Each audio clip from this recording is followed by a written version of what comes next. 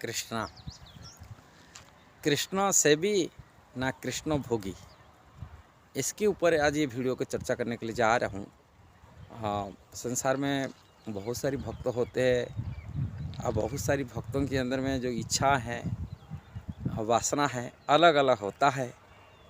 किंतु कृष्ण का जो शुद्ध भक्त होते हैं वो कृष्ण से भी कहा जाता है, और जो कृष्ण का शुद्ध भक्त नहीं है, संसार की इच्छाएं रख कर के कृष्ण की सेवा में लगाव होते हैं, अपनी इच्छा रखते हैं, उसको कृष्ण भोगी कहते हैं। कृष्ण के नाम पर, कृष्ण की सेवा पर अपनी सुख को चाहने वाले, वो शुद्ध भक्ति में गणती नहीं किया जाता है।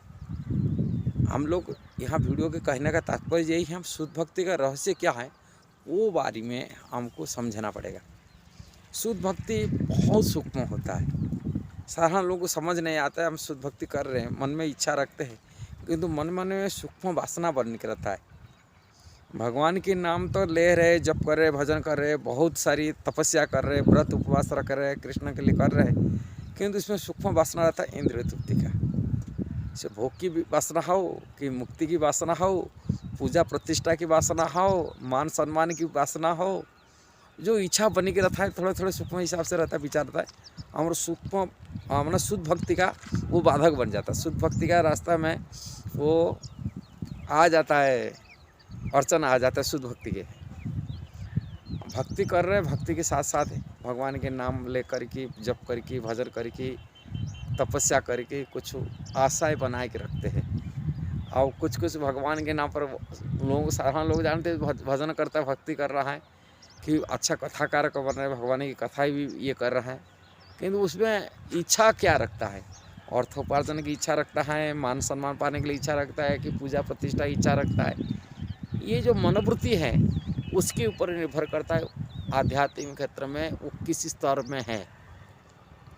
शुद्ध भक्ति स्तर में है ना, भोग करने भक्ति के स्तर में है ना, मुक्ति की इच्छा स्तर में है, मुख्य की इच्छा, उसकी मनोवृत्ति ऊपर निर्भर करता है।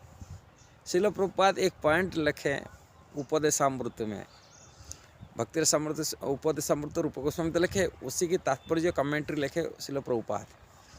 उसमें जो अमुक लिखा है, इंट्रोडक्शन लिखा है, भूमिका लिखा है, उसी अमुक में श्रील प्रभुपाद इसके ऊपर गुरुत्व दिए, महत्व दिए।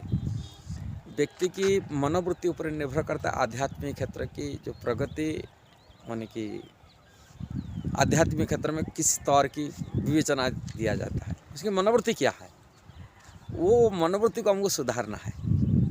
जब मनोवृत्ति को हम सुधार सकते हैं, संसार की इच्छाओं से, वासना से मुक्त हो जा सकते हैं, पूजा प्रतिष्ठा से मुक्त हो सकते हैं। विशेषकर भोग की वासना, जो इच्छा है, भोग की कई स्तर की होता है, अलग अलग तरह भोग की होता है। सूक्ष्म वासना केवल इंद्रिय जनित, तो बाहर स्थूल दृष्टि से स्थूल के विचार नहीं लेने चाहिए। कोई अच्छा खाना नहीं खाता है कि धन नहीं ये कर रहा है, इसमें नहीं हुआ। पूजा प्रतिष्ठा की वासना भी हो सकता है, मान सम्मान की वासना भी हो सकता है, मुक्ति की वासना भी हो सकता है, मुक्ति पाने का वासना भी हो सकता है, संसार बंधन छुटकारा मिल जाए, ये वासना भी हो सकता है। लेकिन समस्त वासना को त्याग करके और कृष्ण सुख के लिए जो प्रयासरत है, कृष्ण सुख के लिए जो लालायित है, कृष्ण को मैं सुख दूँ, अपना सुख को त्याग करते, बलिदान दे दिए। समस्त इच्छा, समस्त वासना, समस्त पूजा प्रतिष्ठा, मान सम्मान को बलिदान देते हुए, सैक्रिफाइस करते हुए जो कृष्ण की सेवा के लिए तत्पर होते, 24 घंटा निरंतर कृष्ण सुख के लिए अपनी सुख मानता है। कृष्ण सुख ही अपनी सुख मानता, अपना सुख नहीं। ना मान प्रतिष्ठा अच्छा रखता है, कोई इच्छा नहीं रखता है मेरे को यह हम सम्मान मिलेगा, मान मिलेगा, कि मुक्ति मिलेगा। केवल कृष्ण की सुख ही मानता है। कृष्ण सुखी हो जाए, मैं तो उसी से सुखी हो। वो इच्छा को रखने वाला शुद्ध भक्त ही विचार रखता है। इसलिए रूप गोस्वामी के जो सिद्धांत हैं वो हमको समझना पड़ेगा। रूप गोस्वामी बहुत सूक्ष्म विचार रखे, किसी संप्रदाय में, किसी आचार्यों के पास ऐसे विचार नहीं होगा। मैंने सबसे यदि कोई महत्वपूर्ण बात उनकी जो लिखा है, वो महत्वपूर्ण बातों को हमको समझना पड़ा। और ये बात प्रायः तो सभी के दिमाग में नहीं आता, उतरता नहीं। ये भी भगवत कृपा होता है। भगवान जिसको बुद्धि देंगे कि वो विचारों को वह समझ पाएगा क्या उस रूप गोस्वामी सिद्धांत है। नहीं तो बहुत सारी, कोई कर्मकांड में फंसा हुआ है, कोई भोग में फंसा हुआ है, मान सम्मान पूजा प्रतिष्ठा में फंसा हुआ है, कैसा कथा कहने से हमको नाम कृति भी मिलेगा वो विचार में रखता है।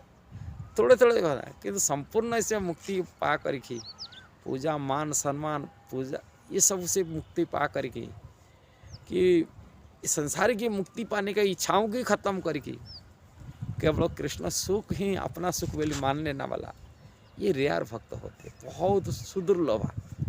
इसलिए रूप गोस्वामी भक्ति रसामृत ने प्रथम ही इसको लिखे, भक्ति का लक्षण जो बताए, शुद्ध भक्ति का लक्षण बताए, सुदुर्लभ। तो बहुत रेयर, इसको प्राप्ति सभी के बस में नहीं होता।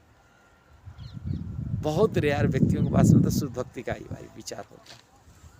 शुद्ध भक्ति का जो लक्षण विचार उनके बहुत बाहर दूसरे पहचान नहीं मिल पाएंगे। इसलिए कोई शुद्ध भक्ति ये विचार में आएगा, वही व्यक्ति विचार समझ पाएगा, सभी नहीं लेकर समझ पाएगा। इसलिए हमको श्रील रूप गोस्वामी भगवान श्री चैतन्य महाप्रभु की शरण में आना पड़ेगा। श्री चैतन्य महाप्रभु कलियुग में आए और ये सिद्धांत को दिए। चैतन्य चरितामृत में इसकी विस्तार वर्णन है। कृष्णदास कविराज गोस्वामी बहुत सूक्ष्म विचार रखे चैतन्य चरितामृत में, इसलिए उनके सिद्धांत को कोई पढ़ेगा तभी ये सिद्धांत को समझ पाएगा। इसलिए यदि कोई शुद्ध भक्ति के मार्ग पर चलने के लिए चाहते हैं और शुद्ध भक्ति का नॉलेज हासिल करने के लिए चाहते हैं, कृपया चैतन्य चरितामृत जरूर पढ़िए।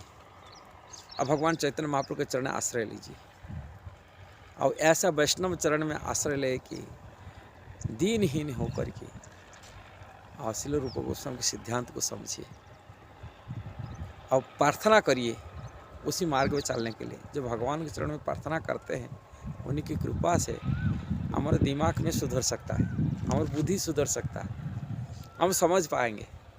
जब तक भगवत कृपा बिना ये समझ नहीं होगा, बोलने से, सुनने से, पढ़ने भी नहीं हो पाता है। कि जब तो भगवान की कृपा नहीं हो तब तो कैसा हो जाएगा। इसलिए भगवान की कृपा को, अनुकंपा को आश्रय लीजिए, भगवान की दया करुणा का आश्रय लीजिए, भगवान के चरण में प्रार्थना करिए, आपको शुद्ध भक्ति मार्ग में लेके चलिए, शुद्ध भक्ति प्राप्त कराइए। कोई इच्छाओं से, वासना से मुक्त कराइए, समस्त इच्छाओं, मुक्ति की वासना में खत्म कराइए। उनकी प्रार्थना से हमारी इच्छाओं वासना खत्म होगी, मान प्रतिष्ठा पूजा सम्मान की इच्छा खत्म होगी, हम शुद्ध भक्ति को पहचान पाएंगे और शुद्ध भक्ति के मार्ग में चल पाएंगे। यदि ये वीडियो आपको सही लगा, जरूर शेयर करना, सब्सक्राइब करना, लाइक कमेंट देना। हरे कृष्णा।